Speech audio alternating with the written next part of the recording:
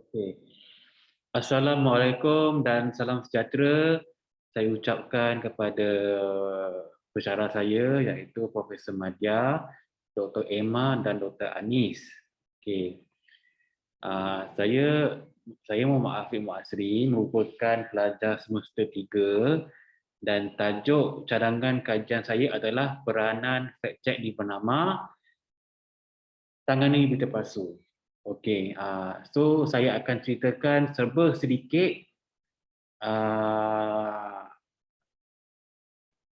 perjalanan presentation saya untuk membuat tesis yang akan datang. Okey, ini merupakan latar belakang kajian saya. Okey, bermula Mac 2020, major fact check telah ditubuhkan di Pertubuhan Berita Nasional Malaysia ataupun dikenali sebagai bernama yang merupakan agensi berita negara, di mana peranan fact check ini adalah untuk menangkis atau mengekang maklumat-maklumat berita palsu atau maklumat yang tidak sahih kepada umum. Dan fact check ini dioperasikan secara editorially independent meskipun ditubuhkan oleh bernama pasukan MyCheck bebas menjalankan tugas dengan telus dan patuh kepada piawai antarabangsa, dan rangka kerja fact check ini berpandukan piawaian yang ditetapkan oleh International Fact Checking Network. Okey. So kajian saya ini lebih kepada cara untuk menangani maklumat palsu yang mana peranannya lebih kurang dengan portal sebenarnya .my. Okey, ini merupakan portal MyCheck di mana laman web ini akan saya kaji peranan wartawan fact check ini, bagaimana mereka mengendalikan maklumat, bagaimana mereka mencari maklumat di sebalik berita-berita yang palsu yang sekaligus boleh memberi kegusaran awam kepada masyarakat. So ini adalah contoh portal MyCheck Malaysia.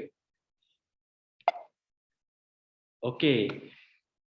Ini merupakan permasalahan kajian yang setakat ini yang saya dapat. Okey. Seperti yang kita tahu bahawa rakyat Malaysia gemar membaca berita atau maklumat palsu dan mereka sekaligus menyebarkannya tanpa usul periksa. Kedua adalah penyebaran berita maklumat palsu semakin diterima umum. Ketiga adalah berita atau maklumat palsu yang diterima umum menimbulkan kegusaran dan kegentaran awam. Oleh kerana itu, saya memilih kajian ini kerana berdasarkan pemerhatian saya mendapati sejak negara kita dilanda COVID-19 pada tahun 2020, sewaktu sebelum pelaksanaan PKP, masyarakat kita sering menerima banyak WhatsApp yang tidak sahih berkenaan kerajaan akan melaksanakan perintah berkurung dan semuanya, dan apabila itu tersebar di dalam media sosial dan mereka membacanya dan mereka membaca tanpa menyemak sebarang fakta, dan perkara itu menimbulkan panik dalam kalangan orang awam, di mana apabila perintah berkurung dilaksanakan, maka tiada seorang pun yang boleh keluar daripada rumah. So di situ peranan fact check ini akan dapat dilihat bagaimana kajian ini dapat diguna pakai atau menyadarkan masyarakat kita bahawa penerimaan maklumat palsu itu adalah tidak tepat dan memberi kesan yang buruk kepada mereka yang mempercayainya. Okey, selain itu, tujuan kajian saya laksanakan ini adalah untuk meneliti peranan fact check bernama dalam mengurangkan penerimaan berita atau maklumat palsu Selain itu, pengaplikasian fact check bernama dalam mengekang berita maklumat palsu. Okey, di sini saya ingin huraikan macam mana fact check di bernama ini mereka memperoleh, mencari maklumat, mencari kebenaran untuk sesuatu berita palsu, dan saya sebagai pengkaji ingin mengkaji peranan fact check di bernama dan bagaimana fact check bernama ini mengaplikasikan maklumat yang tepat untuk disebarkan kepada umum. Contohnya.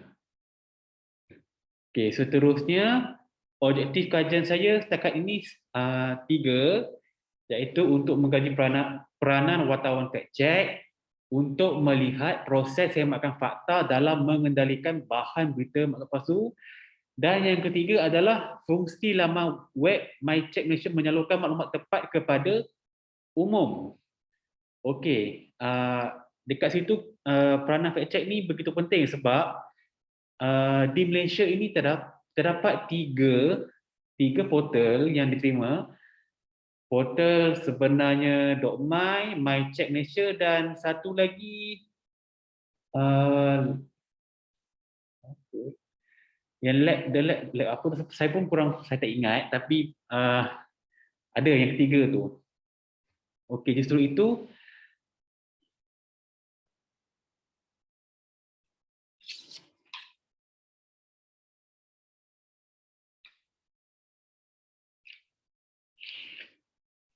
ini merupakan objektif kajian saya.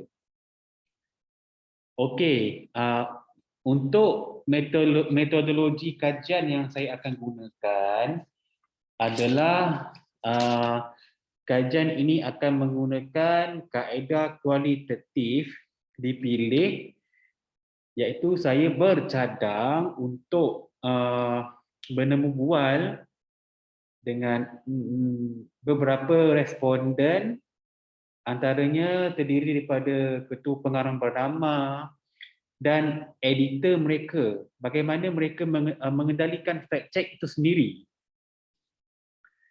Saya memilih kaedah kualitatif kerana saya lebih prefer kaedah menemu bual. So berdasarkan menemu bual, saya dapat maklumat yang lebih mengenai fact check dan melihat gambaran bagaimana untuk saya memperkembangkan saya punya kajian ini, dan saya juga akan mencari responden. Selain itu, kaedah yang saya gunakan juga adalah kajian perpustakaan. Okey.